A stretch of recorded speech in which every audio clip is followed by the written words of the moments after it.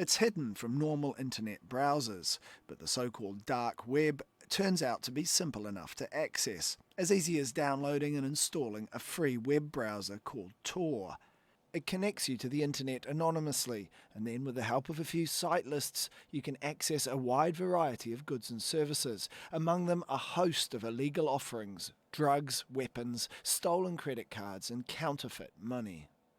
It's still remarkably easy to access the dark web, and the offerings, despite the ongoing crackdown, are still diverse.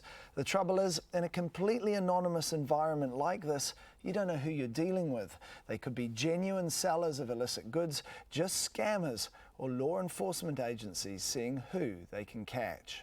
Last November, an international police operation took down at least 27 Darknet sites, resulting in 17 arrests.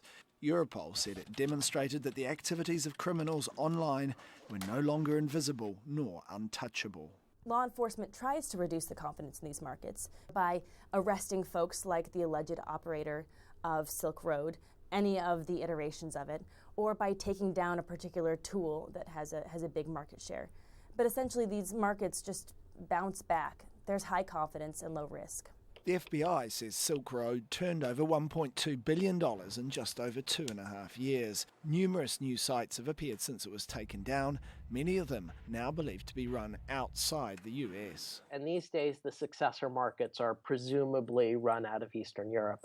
But you still need local dealers to sell. So I think that law enforcement will just continue to focus on the major dealers and the financial infrastructure using their existing tools. The dark web has also featured whistleblowing websites like WikiLeaks and other similar sites. But publicity around the arrests and shutdowns appear to have increased public interest, in particular in the online illegal marketplaces. People who are not in the markets, who were previously unaware that they existed, are now aware of the low risk, high gain of getting into these markets.